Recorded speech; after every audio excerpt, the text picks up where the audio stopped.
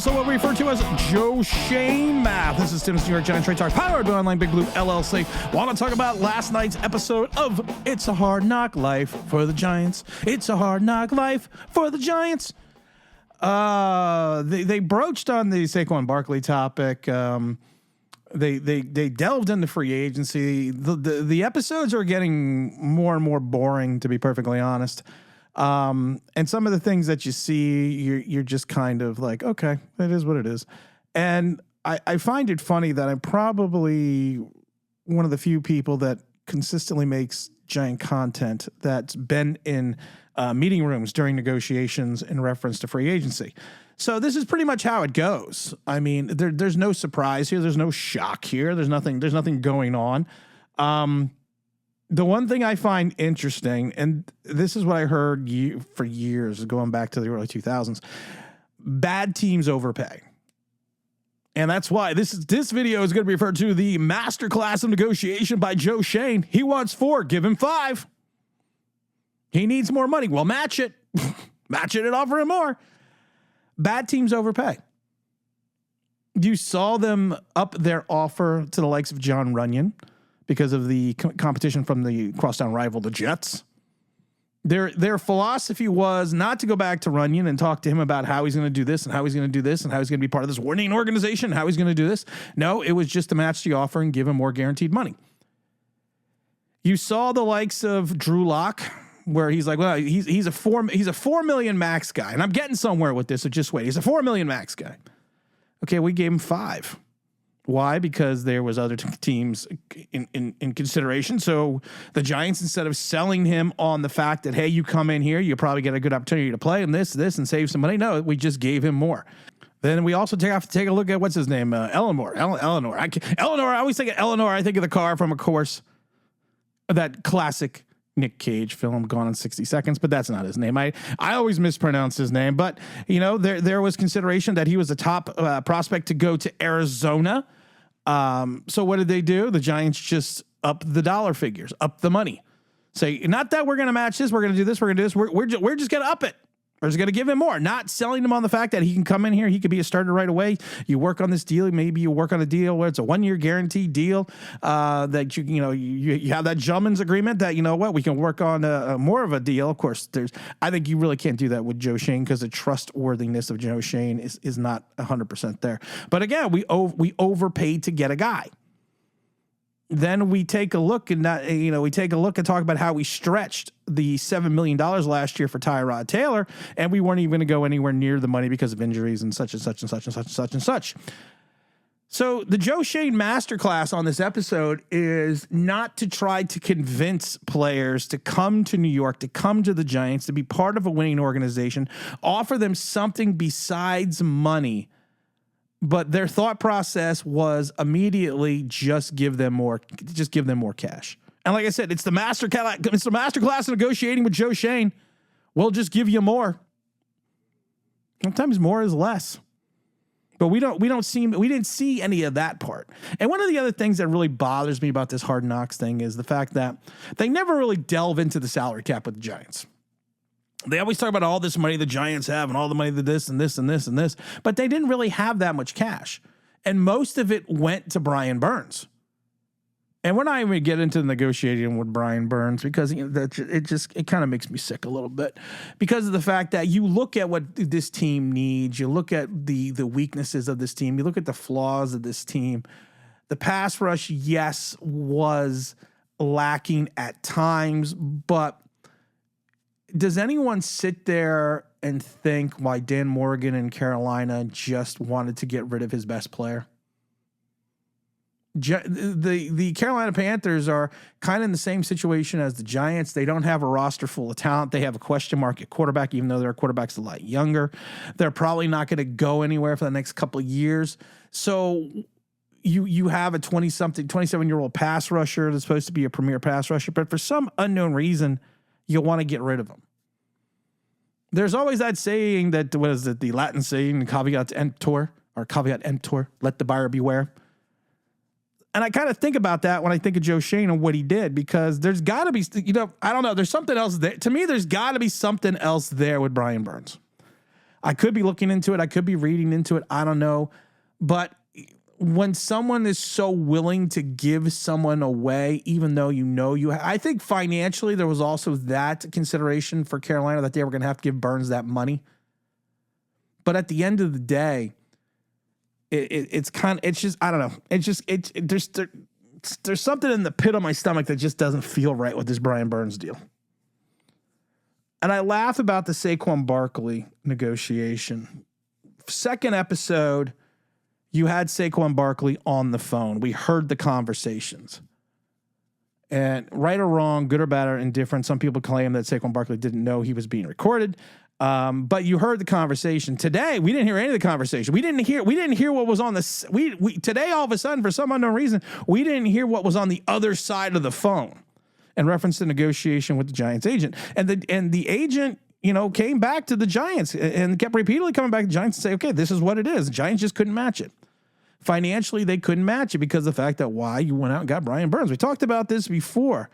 You don't go out and get Burns. You could have brought back both Barkley, McKinney, and still brought in your 2 offensive linemen. You could have kept some key parts of your core nucleus. And for Joe Schoen to be shocked that Xavier McKinney got paid, and he's the second highest paid safety, that was another thing that kind of befuddled me a little bit about Joe. I don't like questioning other people's work. But sometimes when you put other people's work on display, you have to ask questions.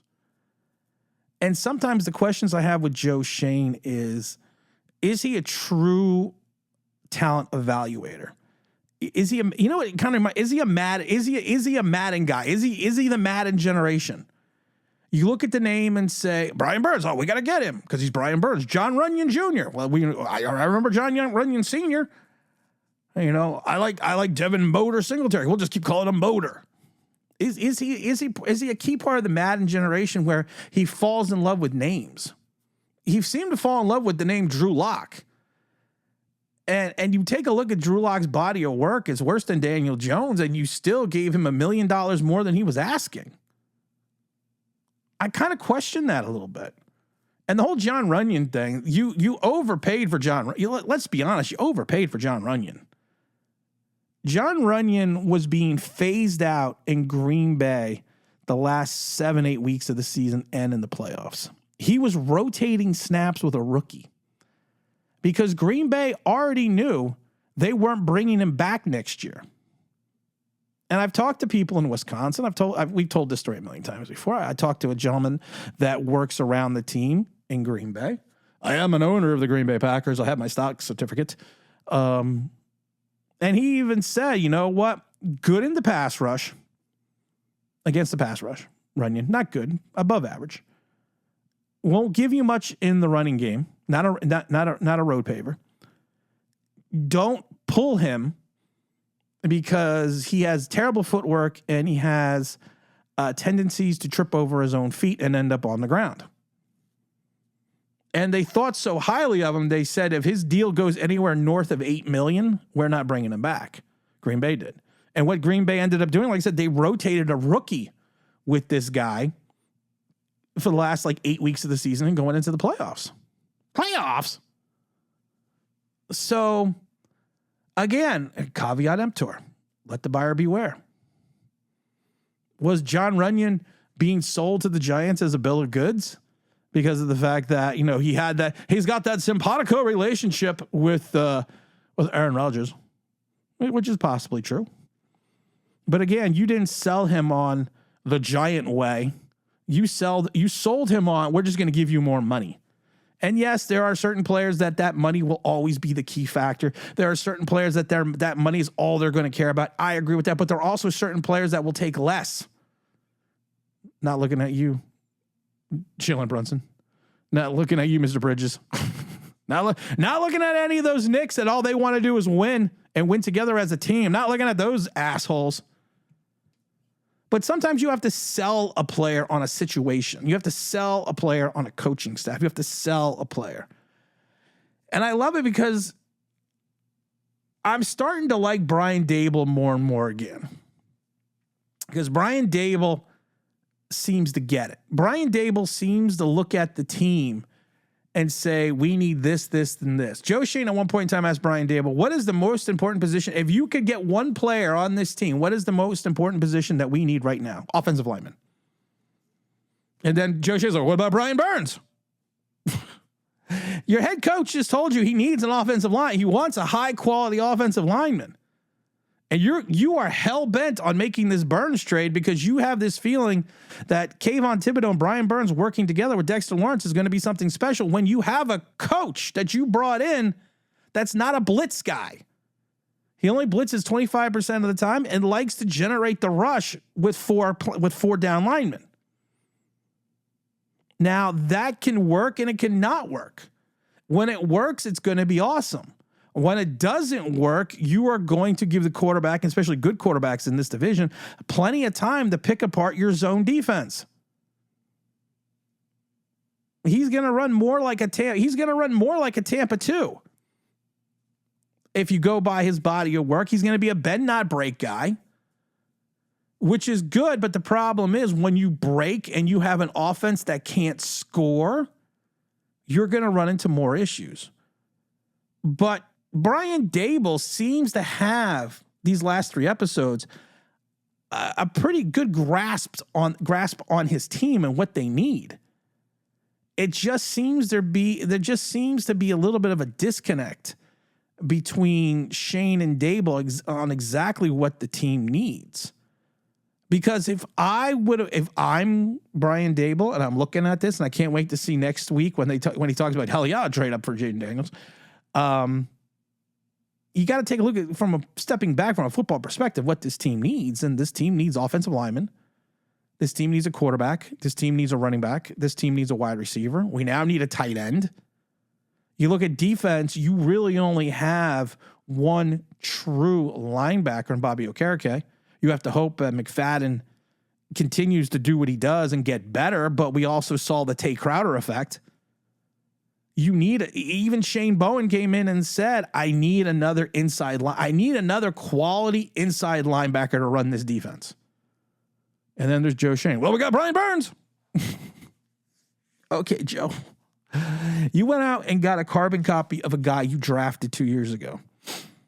This is the Kadarius Toney Wan'Dale Robinson scenario.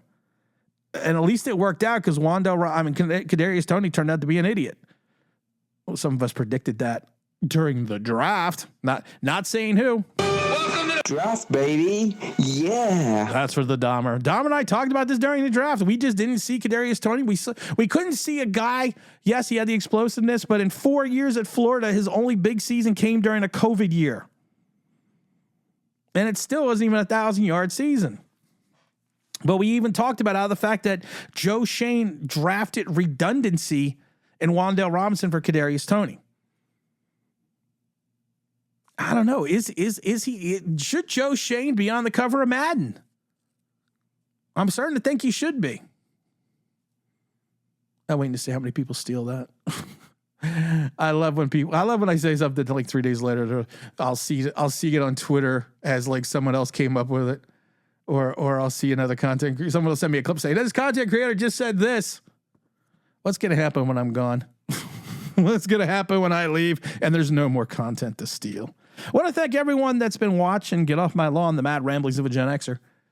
It's really, we've always gained traction on the podcast. I mean, we always do extremely well with the downloads on the podcast, but some of the episodes have been taken off on both Rumble and YouTube. So I want to thank everyone that's been following that and watching that.